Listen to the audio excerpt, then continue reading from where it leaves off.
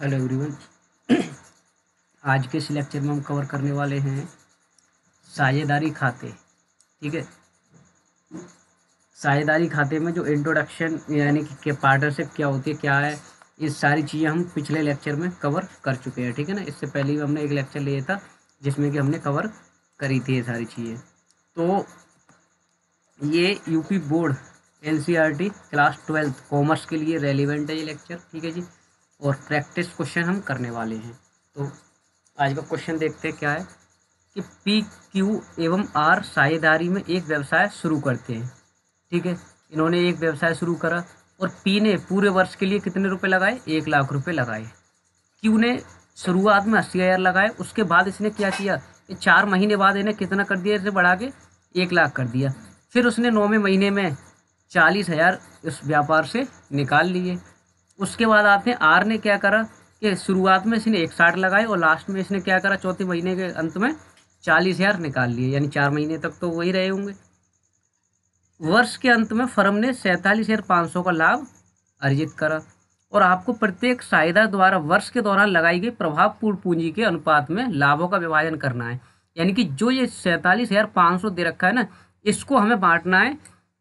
जो भी इन्होंने पूंजी लगाई थी, ये सारी पूंजी का हम जो अब यहाँ पे करने वाले हैं, रेशियो निकालने वाले हैं, उस रेशियो में इसको बांटना है। इंग्लिश में पढ़ने के लिए यहाँ पे दे रखा है, आप यहाँ से रिकवर कर सकते हैं। तो सबसे पहले इनकी प्रभावपूर्ण पूंजी देख लेते हैं कितनी है। ठीक है ना। यहाँ पे बनाएंगे तो सबसे पहले आते हैं पी के पास। पी ने क्या करा, पी ने पूरे वर्ष के दौरान कितने रुपए लगाए? 1 लाख रुपए लगाए। ठीक है। तो ये प्रोडक्ट मेथड होता है। ये किससे होगा? ये प्रोडक्ट मेथड से निकलेंगे इनके रेशियो। ठीक है ना।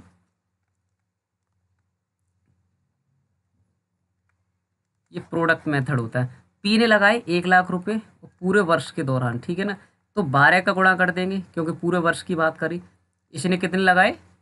12 लाख रुपए। ठीक है। 12 लाख रुपए लगाए इसने। उसके बाद आते क्यू के पास।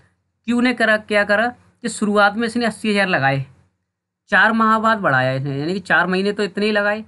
तो 4 का गुणा करेंगे हम इसमें।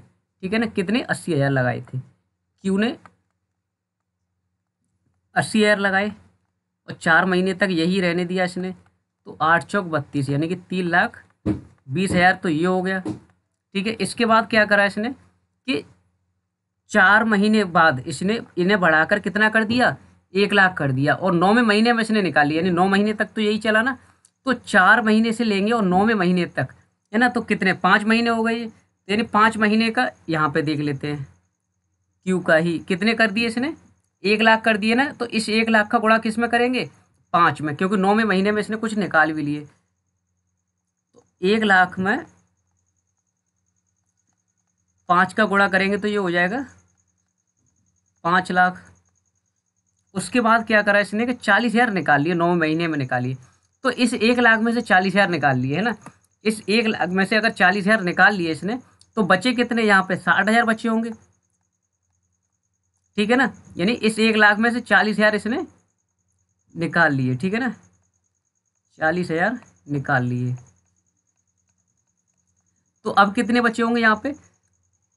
60,000 बचे होंगे। महीने कितने बचे? देखो 4 महीने ये ऊपर हो गए, 5 ये हो गए, 9 महीने हो गए, टोटल 12 थे। तो 3 महीने यहाँ पे 6 × 3 = 18, यानी 1,80,000 रुपये ये आ जाएंगे।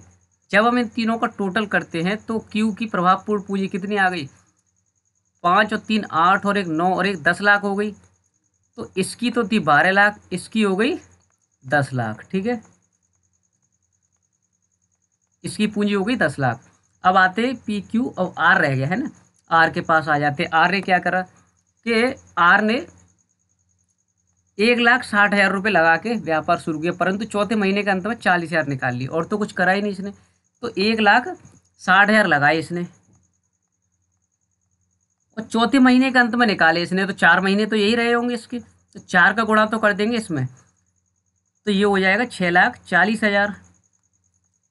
अब इसमें से 40,000 इसने क्या करे? निकाल लिए। ये निकाले इसने, है ना। 40,000 निकाले। तो अब कितने बचे होंगे ये? अब बचे होंगे यहाँ पे 1,20,000। और महीने कितने बचे होंगे? 4 महीने तो ऊपर हो गए, तो 8 महीने बचे होंगे यहाँ पे। टोटल 12 थे और क्वेश्चन आगे है ही नहीं। तो 9,60,000 हो जाएगा ये, जब इसका मल्टीप्लाई करेंगे इसमें। तो जब हम इस दोनों का टोटल देखते हैं तो आर की प्रभावपूर्ण पूंजी कितनी आ जाएगी अब? 16 लाख, है ना, ये आ जाएगी इसकी 16 लाख। अब इसका रेशियो निकाल लेते हैं। देखो 5 जीरो तो इसके कट जाएंगे, 5 जीरो इसके कट गए और 5 इसके कट गए, ठीक है ना। यहाँ पे बचा 12, यहाँ पे बचा 10 और यहाँ पे बचा 16। और कट कर सकते हैं इसको 2 से, ये 6 बार गया, ये 5 बार गया और ये 8 बार गया। अब तो कट नहीं सकता क्योंकि यहाँ पे 5 आ गया और 2 से 6 और 8 कट सकता है, बट 5 नहीं कट सकता, ठीक है ना। तो जो रेशियो निकल के आया ना हमारे पास, वो आया 6:5:8, ठीक है, ये निकल के आया। और हमें प्रॉफिट कितना दे रखा था, ये गया 47,500। तो हमें 47,500 को इस प्रॉफिट के रेशियो में बांटना है। तो पी, क्यू और आर, ठीक है। पी का था 47,500 गुणा रेशियो कितना दे रखा था, अभी हमने निकाला 6, पी का 6 है तो गुणा 6।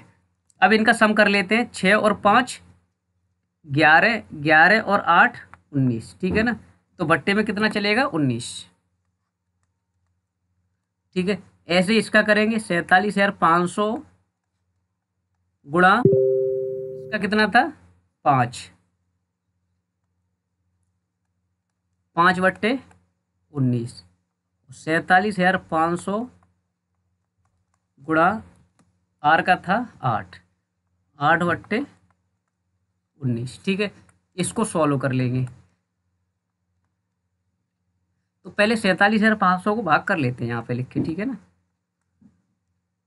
47,500 को 19 से भाग कर लेते हैं, 2 टाइम गया ये 38 हो गया। यहाँ पे 7 और 2, यहाँ पे बच्चा 9, ये आ जाएगा 5। 19 से 95 चला जाएगा कितने, 5 टाइम, और ये 2 जीरो यहाँ पे आ जाएंगे, यानी 2500 आ रहा है ये। इस 2500 का गुणा करेंगे 6 में तो इसका निकल आएगा, यानी कि 2500 गुणा 6, 30, 6 दूनी 12, 15,000 आ गया इसका, है ना। 15,000 आ गया इसका प्रॉफिट, और इसका आ जाएगा 12,500, है ना। जब मल्टीप्लाई करेंगे हम इसमें, इसका आ गया 12,500 और इसका आ जाएगा 5,000 और, यानी कि इसका हो जाएगा 20,000, है ना। इसका हो जाएगा 20,000। तो ये आ गया प्रॉफिट। तो इसलिए हमें ये प्रॉफिट निकालने के लिए हमें सारा काम करना पड़ा, है ना, इधर का जो वर्किंग था ये। आई होप क्वेश्चन आपको अच्छे से समझ आ गया होगा। ऐसे ही और क्वेश्चन भी हम प्रैक्टिस करने वाले हैं, ठीक है ना, नेक्स्ट लेक्चर में। Thank you so much.